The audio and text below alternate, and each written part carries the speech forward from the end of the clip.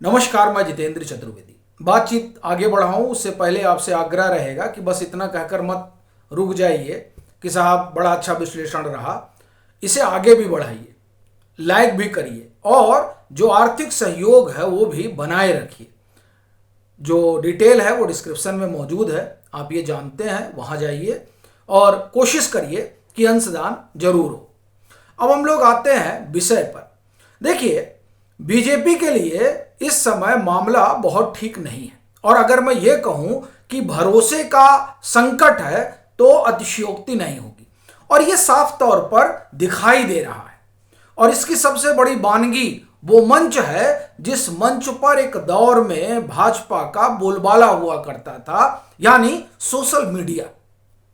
वहां पर जो चल रहा है और जिस तरह से कुर्सियां खाली दिखाई दे रही हैं वो इस बात की गवाही दे रही हैं कि आज बीजेपी की लोकप्रियता किस पायदान पर खड़ी है।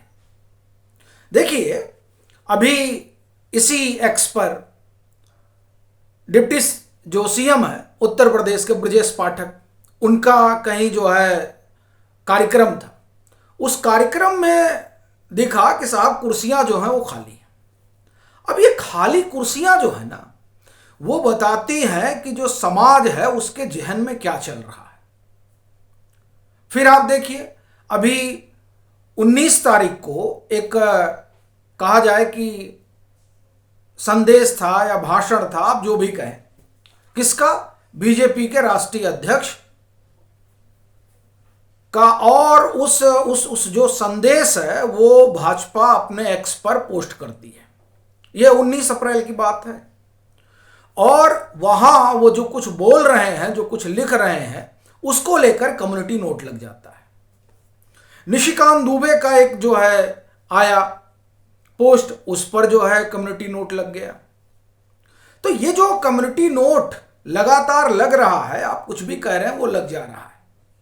तो जाहिर सी बात है कि वो वर्ग जो इस सोशल मीडिया पर एक्टिव रहता है वो खफा है, वो नाराज, और अब वो बता रहा है कि साहब आप जो है आप क्या कर रहे हैं और जो कर रहे हैं वो सही नहीं कर रहे हैं। और ये जो सही नहीं कर रहे हैं, ऐसा कहने का कारण क्या है? कारण बस एक है। देखिए, कोई भी पार्टी एक वैचारिक, आप ये कहें कि धारा पर चलती है। जब उस वैचारिक धारा से आप टूटते हैं, आप हटते हैं, तो समस्या बड़ी हो जाती है। बीजेपी एक वैचारिक धारा लेकर चली कि हम समाज को जोड़ेंगे। अभी मैं देख रहा था कि कई सारे जो है वीडियो विश्लेषण आ रहे हैं इस बात को लेकर कि किस तरह से अंग्रेजों ने हिंदुस्तान में डिवाइड एंड रूल पर काम किया और उस डिवाइड एंड रूल में ही है कि जो भारत के भीतर एक कहा जाए कि जातीय विभेद वाली भावना डाली गई। क्योंकि अगर आप धर्मपाल जी को पढ़िए तो वो बड़े भारी जो आप कहें कि सोशोलॉजिस्ट रहे। उन्होंने पूरा इतिहास लिख रखा है हिंदुस्तान का कि अंग्रेजों के आने के पहले क्या परिस्थितियां थीं और पहले किस तरह से सभी के लिए शिक्षा थी। यानी अवसर जो है समान थे और जिस पढ़ाई पर कहा जाता है कि ब्राह्मणों का एकाधिकार था, ऐसा नहीं था। इस तरह के तमाम विश्लेषण अब सामने आ रहे हैं। वो विश्लेषण ये बताते हैं कि हिंदुस्तान में अपनी सरकार या आप कहें अपनी सत्ता बनाए रखने के लिए अंग्रेजों ने कई हिस्सों में भारतीय समाज को बांटा। ठीक है, अब सवाल ये उठ रहा है कि क्या जो बीजेपी हमेशा हिंदुत्व की बात करती रही, सनातन की बात करती रही, वो ये वोट बैंक की पॉलिटिक्स में फंस गई है क्या? ये सवाल अब लोगों के जहन में उठ रहा है और यही जो सवाल है वो बीजेपी के लिए सबसे ज्यादा चुनौतीपूर्ण है। या तो इस सवाल का वो साफ साफ जवाब दे। देखिए, जवाब नहीं दे पाएंगे तो उनके लिए दिक्कत बड़ी है। अभी आप हालत देखिए कि क्या हो रही है। आप कोई भी विमर्श खड़ा करना चाहते हैं तो उस विमर्श को डिरेल करने के लिए या हम कहें कि उसका फैक्ट चेक करने के लिए आप ही के लोग सामने आकर खड़े हो जाते हैं और कहने लगते हैं कि नहीं साहब आप यहां गलत हो। जैसे अभी देखिए प्रधानमंत्री, केंद्रीय गृह मंत्री, इन लोगों का लगातार भाषण जो है वो चुनावी सभाएं हो रही हैं। उन चुनावी सभाओं में वो जो बोल रहे हैं उसका किस तरह से पोस्टमार्टम किया जा रहा है कि देखिए आपने यहां गलत बोल दिया, आपने यहां गलत बोल दिया, आपने ये गलत बोल दिया। पहले ये सब काम कांग्रेस किया करती थी, कांग्रेस को बाकायदे उसके लिए प्रेस कॉन्फ्रेंस करनी पड़ती थी, लेकिन अभी कांग्रेस को प्रेस कॉन्फ्रेंस करने की जरूरत नहीं पड़ रही है। कारण जो लोग प्रधानमंत्री नरेंद्र मोदी के पीछे लामबंद रहे हैं वो नाराज है। उनको लग रहा है कि ये जो तमाम सारे निर्णय हो रहे हैं, फैसले हो रहे हैं, वो फैसले उस भावना के अनुकूल नहीं है जिस भावना के तहत बीजेपी के साथ खड़ा हुआ गया था, बीजेपी को वोट दिया गया था। अभी देखिए कि ये जो रोहित वेमुला एक्ट है वो पास हुआ। अब उस पर कई लोग करेंगे बताइए आप लोग बोल ही नहीं रहे हैं। देखिए कर्नाटक में विपक्ष में कौन है? कर्नाटक में विपक्ष की भूमिका में भाजपा है। भाजपा को कायदे से उस पर विमर्श गढ़ना चाहिए था और खड़ा करना चाहिए था। जब आप उस पर विमर्श गढ़ेंगे और खड़ा करेंगे तब बात आगे बढ़ेगी, लेकिन फिर वही मसला आ जाता है। सबके सामने एक ही चीज है, वो ये कि साहब कैसे जो है वो वोट का जुगाड़ किया जाए। देखिए ये जो आरक्षण को लेकर लगातार बात हो रही है, उस बात का कारण यह है कि आपने उसे जो है अपने राजनीतिक हित लाभ का जरिया बना लिया है। ये जो जरिया बनाने वाला मसला है ये गलत है, और ये जो गलत है इसको बीजेपी सही करेगी ये आशा रही तब 2014 में लोग बीजेपी के पक्ष में लामबंद हुए। देखिए उस लामबंदी के कई कारण रहे, और वो उसमें जो एक बड़ा कारण रहा वो ये कि जब भाजपा आएगी तो एक ऐसा हिंदुस्तान गढ़ेगी जो वाकई में विश्वगुरु बनने की दिशा में आगे बढ़ेगा। हम विश्वगुरु थे, मुरली मनोहर जोशी ने कहा कि हम विश्वगुरु थे लेकिन आज नहीं है, तो हम बने। इसीलिए बीजेपी के पक्ष में वो वर्ग आया कि साहब भाजपा आएगी, भाजपा जो है वो भारतीय संस्कृति की बात करती है, भारतीय सभ्यता की बात करती है, वो भारत को विश्व के पटल पर ध्रुव तारे की तरह चमकाने का मद्दा रखती है। तो साहब लोग लामबंद हो गए। अब उस लामबंदी का हासिल क्या होता है? उस लामबंदी का हासिल ये होता है कि आप देखिए 2014 से 2019 और फिर 2019 से 2024 ये जो दो कालखंड रहा, इस दो कालखंड में बीजेपी ने ऐतिहासिक काम किया।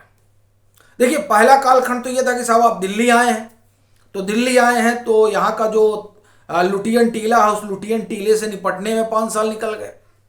ठीक है, फिर जो 5वां साल है उसमें आपने कामकाज किया। अब जो अगला आपको टर्म मिला उस टर्म में न मालूम बीजेपी को क्या हो गया। देखिए क्या है कि बीजेपी जिस नैरेटिव पर आई है उसी नैरेटिव पर अगर वो खड़ी रहती है तब तो आप ये मानकर चलिए कि उसका राजनीतिक भविष्य है, नहीं तो उनके लिए समस्या है। अब मैं ये नहीं कह रहा हूं कि 2029 में क्या हो जाएगा, क्योंकि जो राहुल गांधी की अगुवाई वाला विपक्ष है वो अभी इस स्थिति में नहीं है कि एक तरह से कहा जाए कि भाजपा को पटखनी दे पाए।